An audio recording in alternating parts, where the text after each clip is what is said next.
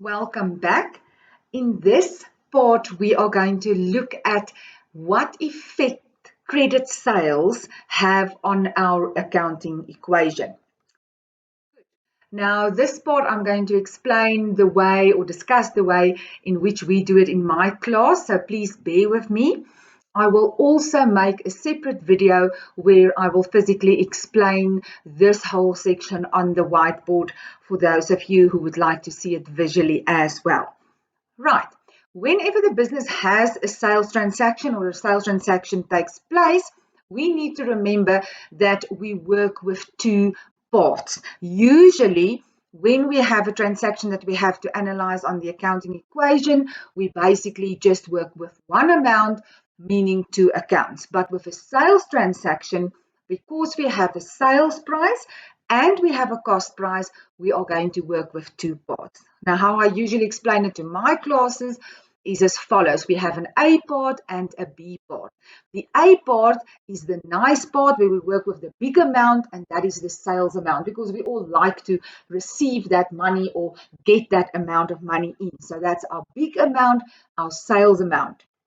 The B part is then obviously the not so nice part where we work with the smaller amount, and that is where we indicate that something is decreasing and we have an expense, and that is where we will work with the trading stock that is decreasing in our store. Now, first, let's have a look at the A part. Remember when we had cash sales in the beginning of the year, we also analyzed those transactions on the accounting equation. And when we have cash sales, in the A part, we have sales as an income, and then at the time that that transaction takes place, the client is giving us money, so we received cash for selling those goods. And therefore, in the A part, the two accounts that are affected by that transaction is then obviously sales and bank. But now when we look at credit sales transactions, the sales part, the sales transaction is still taking place. So we have that income. We have to create that income account to say that the business is getting that income, but we are not receiving the money at that time yet. That will only come at a later stage. So we cannot have sales and bank as the other account because there's no cash received. As a result of that, we created the account debtors control, where we indicate that the debtor is owing us that money. We will only receive that at a later stage. Therefore, in our A part, the accounts that are affected will be sales and debtors control.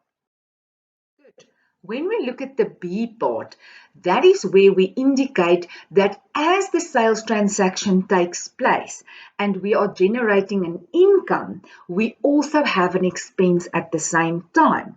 The fact of the matter is we are selling something to our client, to our customer, and that is our trading stock, the items or the products that we have on our shelves in our store. So when we sell, we need to indicate at the same time that our trading stock on our shelves is decreasing. Now, remember when we did it at the beginning of the year, we also said that trading stock is always recorded at the cost price in our business's books. Now, what is the cost price again? That is the price that we as the business originally paid for that stock when we bought it from the wholesaler or the supplier. So, in the B part, we need to write that stock out of the books of the business to show that our stock is now less than before the sales transaction. So, we're going to work with trading stock, and then as a result of that, that cost price that we originally paid for the stock now becomes an expense. It realizes or materializes as an expense the moment the sales transaction takes place. And therefore, in the B part, the two accounts that are affected are trading stock and cost of sales. You'll remember that that's the same for when we did cash sales earlier this year. Let's have a look at an example, and then you can see how we record this and analyze this on the accounting equation. And again, you will see on your PowerPoint presentation, the parts that are typed in black are normally what I expect from my students to answer as we run through this whole recording of the transaction, or the analyzing of the transaction on the accounting equation. Right, so our transaction says sold goods to Caleb Bone for 1,200 Rand. I'm giving you the cost price of 800 Rand for this transaction, and we issued invoice 043. First of all, this is the format that I usually use in my classes. There's different formats as well. They might ask you for the journal in which subsidiary book or journal this transaction is recorded. They might even ask you account to be debited, account to be credited. That I will look at when we do the actual explanation on the whiteboard a bit later in another video. Right, so what is the source document for this transaction? Remember, you need to know that, and you need to record it as well.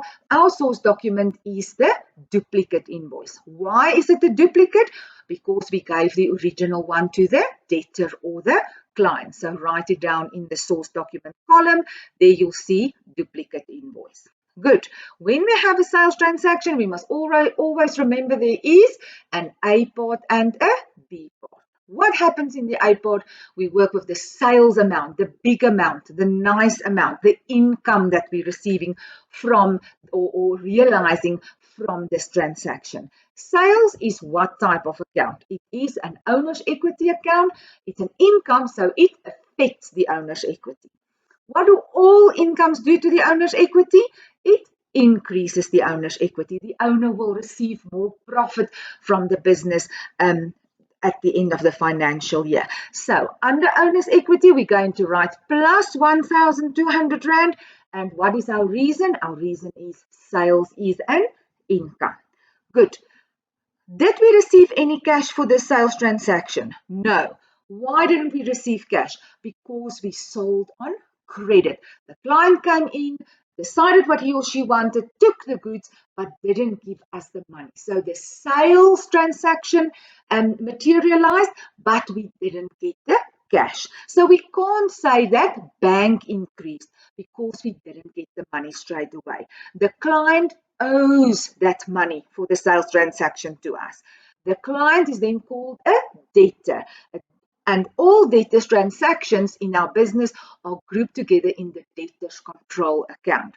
Good. So what is debtors control? What type of account is debtors control? It is an asset. So if the client owes us more, because now let's say he came in for the first time, he owed us 0 Rand.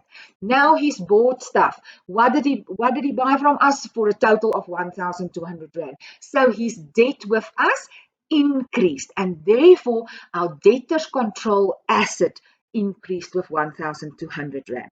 So we go to assets, and under assets we write plus 1,200 Rand, and the reason is debtors control increased. It plus.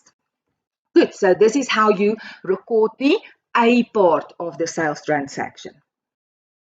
When we go to the B part, what happens there again? We work with the cost of sales amount, the small amount. We indicate that our trading stock is decreasing with the cost price. What did we sell to the client? We sold trading stock. Trading stock is what type of account? Hopefully you know it is an asset. By the way, a current asset. Then, when I sell stock, what happens to the trading stock on my shelves?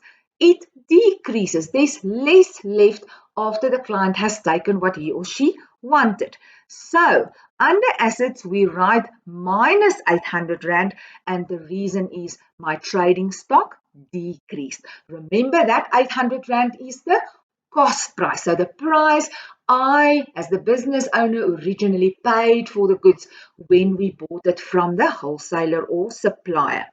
Then we need to remember the moment we sell our trading stock, we need to indicate that the amount that we originally paid for that stock when we bought it from the wholesaler or supplier now becomes an expense to the business.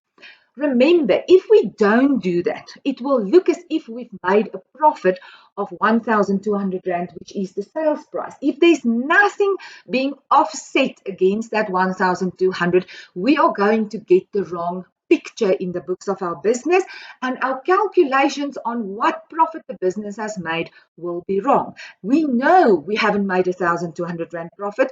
That is only the sales amount. We know we paid for that stock at some stage earlier. So therefore, we need to indicate what is the cost price of that stock that we've just sold. Right. Cost price is what? Cost of sales is what type of account?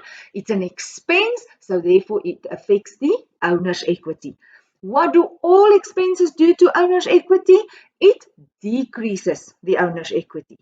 So you go to owner's equity, and under that column, the amount column, we write minus 800 Rand. And what is the reason? My reason is cost of sales is an expense. Now you can see, remember, what is our aim with the accounting equation? We need to make sure that after each and every transaction that we analyze on the accounting equation, that my equation is in balance, meaning is my assets still equal to my owner's equity plus my liabilities. So you can have a look there. What if we look under assets? Plus 1,200 minus 800, that gives us 400 Rand. If I look at owner's equity plus liabilities, we can see there's nothing under liabilities. What do we see under owner's equity? Also, plus 1,800, 1,200 minus 800, what's left? 400. So we can see that on the asset side, we have plus 400. Under owner's equity, we have plus 400. So our accounting equation is still in balance. And that also shows us what is the actual profit that the business has made on the sales transaction, the gross profit. It is 400 Rand. Great.